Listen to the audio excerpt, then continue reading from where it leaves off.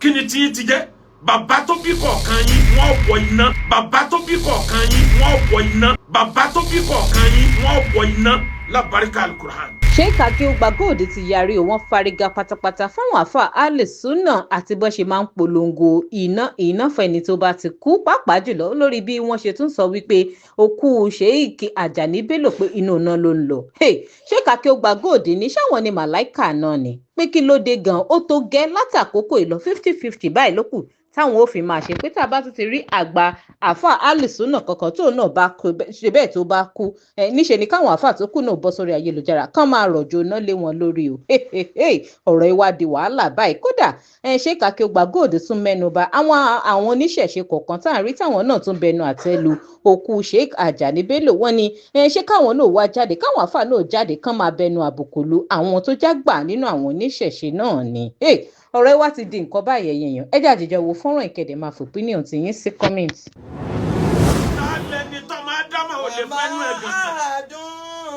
àwọn tí wọn tó bàtà ẹsẹ̀ bàbá Muyideen Bello wájú Ọlọ́run. wàláwù ànáwó Zaka nàbí yóò mú tọ́ àrò. èébú lẹ́bú ànábì tànábì fi sórí rẹ̀ kú láyé. ìgbà tí bàbá Muyideen Bello tán ṣẹ̀ṣẹ̀ bẹ̀rẹ̀ wáàsí ẹnu ẹ̀gàn àwọn tí wọ́n jọrú yíńjọ́ náà lọ́hùn ni wọ́n lo ẹnu ẹ̀gàn. wọ́n ń pe bàbá Muyideen ní oníwàásí orí páànù. ọpẹ́ kí n tó mọ tí wọ́n mì pé kí ni wọ́n mì bá orí páànù. wọ́n lóníwàásí tó jẹ́ pé orí mọ́sálásí ni a ti ń gbọ́. ẹ̀yin tí ò wá jórí páànù sọ́lá àlùbáríkà tó ti bàbá yẹn lé. bàbá Muyideen wá wáyé bàbá wa lọ. mo wá rí àwọn ẹranko èèyàn àwọn tí wọn ò bí dá nínú ìran wọn àwọn tẹ́pẹ̀ ń ja ìran ègbé ń jà wọ́n tìrantìran. àwa náà bọ̀ àti dé sí yín lọ́rùn báyìí àní mo yìí sì fún yín mọ́. àwọn ẹranko wá jáde wọ́n gbé bàbá Muyideen kèfèrí ní ń wọ náà lọ ibo ni bàbá tiẹ̀ wọ̀ ibo lọ́mọ tí bàbá rẹ̀ wà.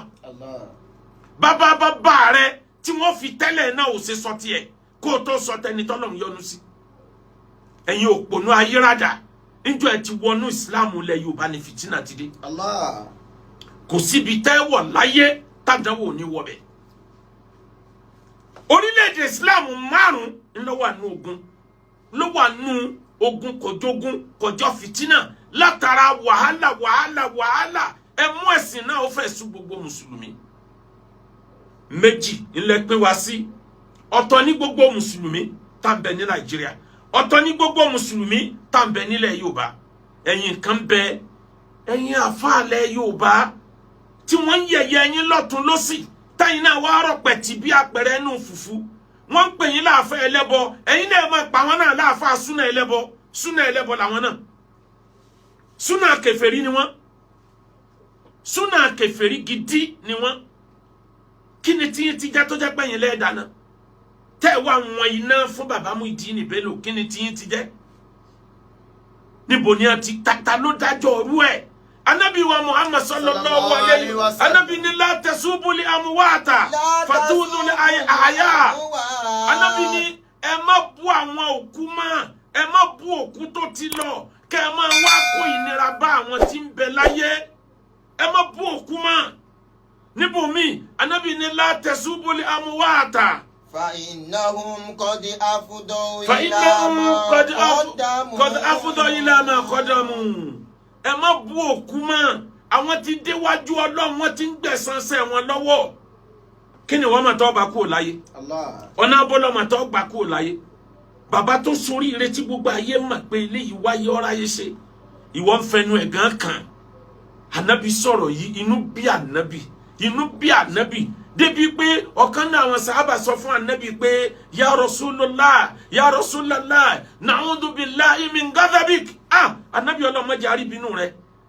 ọ̀rọ̀ pé wọ́n bú òkú lọ́ka ọ lára tó báyìí ọlọ́mọdé àríbínú rẹ̀ o. iná alíjẹ́ di ìdá ẹni. alájẹ́dìdì àdínàyà òlìlìbìlà alájẹ́dìdì àdínàyà òlìlìbìlà. wọ́n gbé òkú ẹni tí ò jẹ́ mùsùlùmí kọjá níwájú ànábì dìde fún wọ́n gbé òkú ẹni tí ì ṣe mùsùlùmí kọjá ànábì dìde fún ńgbà ànábì dìde àwọn sàhábà bí ànábì léèrè pé òkú tí ń gbé lọ yẹn òkú Yahudi ni ànábì ní aláìsàtì nafs ẹ̀mí tẹ̀mí fi ń sáyé kọ́ ló wà lára tiẹ̀ náà bó bá jẹ́ kèfèrí Ọlọ́run ni kí ni tí yín ti jẹ́ talkless of ẹni tí ò tiẹ̀ wá sẹ̀ níjọ́ tẹ́ ti gbé wàhálà dé bíi 30 something years ago tẹ́ ti gbé fìtínà dé níjọ́ náà ní ara ò ti jẹ́ Islam mọ́ ní gbogbo ayé Salafi ti ń bẹ tipẹ́ o as from 1880 ní Salafi ti ń bẹ àwọn Salafiya wọ́n jọ gba ìjọba Saudi Arabia fáwọn tí ń bẹ ń bẹ lẹ́ni ni o àwọn ni wọ́n jagun gbàjọba láwọn Salafi original ayé john tí wọ́n fi bẹ̀rù Ọlọ́run sí nǹkan tí wọ́n ń ṣe wọ́n fi agbára wọ́n fi gba ìjọba wọ́n lé àwọn alu sherif kúrò níbẹ̀ wọ́n wá gba ìjọba fún àwọn alu suwud wọ́n dẹ̀ jọ ṣèwé àdéhùn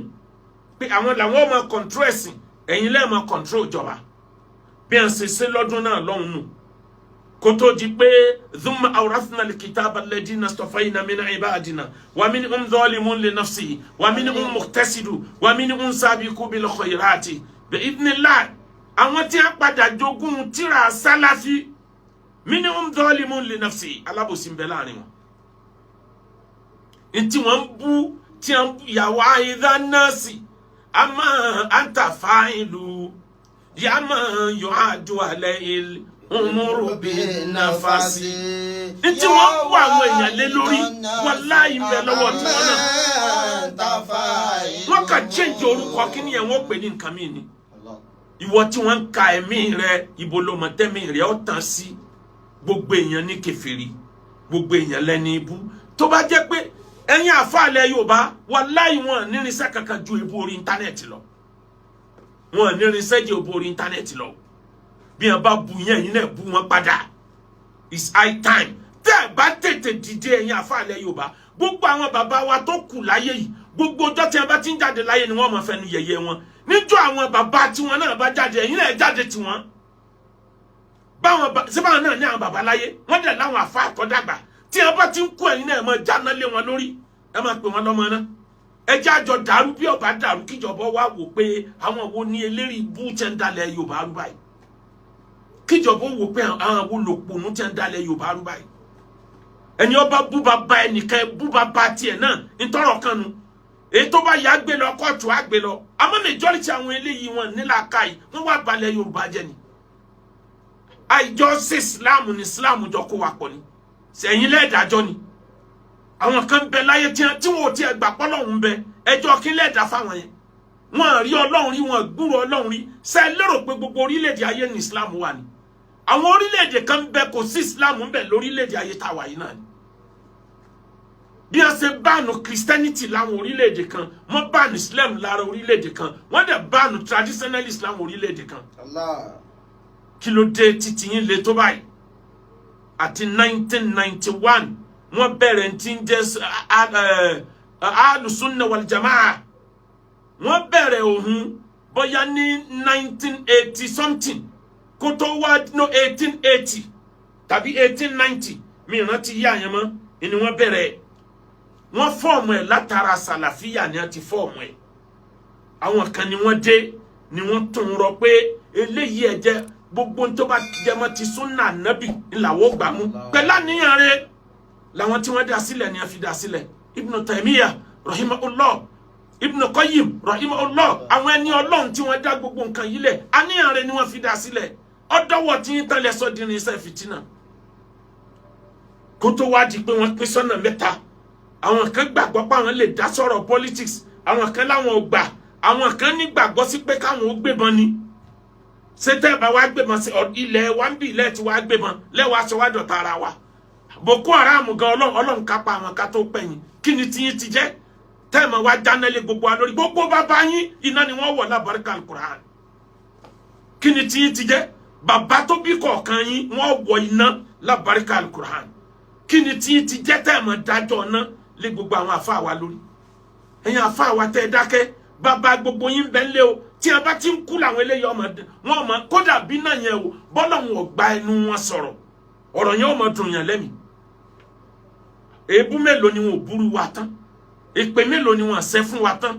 níjọ́ wọn ti gba mọ́dí àbí sí tùdé ní fìtínà ti wọlé Yorùbá mọ́dí àbí mẹ́rin madhaib mẹ́rin là ń lò nílẹ̀ Yorùbá mọ́dí àbí kan lòun náà gbà wá mọ́dí àbí àtàkà urúmọ àwọn àfáà yẹ̀yẹ́ àwọn àfáà kásọ àpọ́nlé kúrò lọ́dọ̀ wọn yẹ̀yẹ́ gbogbo wọn ẹ̀yin tẹ́ yẹ̀yẹ́ àwọn àfáà wá lérò pé ẹ̀yin náà bá àánú Ọlọ́run kúrò láyé Baba Muyideen sin lọ́n gan ni gbogbo ara ni Baba Muyideen fi sin lọ́n wàláhì bí àsìkò òun bá tó tí bàbá bá wà nínú mọ́tò máa mọ̀ pé ara bàbá yẹn ò balẹ̀ mọ́ kò sí tí bàbá kì í fi sin lọ́n kò sí tí bàbá ò lè yọ̀ọ̀dá nítorí tọ́lọ́n nínú àwọn mẹ́rin tí mo ń tijú láyé tí wọ́n tọ́ mi tí mo mọ̀ pàtí kékeré náà ti mọ̀ mí the last of the last ni Baba Muyideen tó lọ yìí. Allah. Ta lẹ́yìn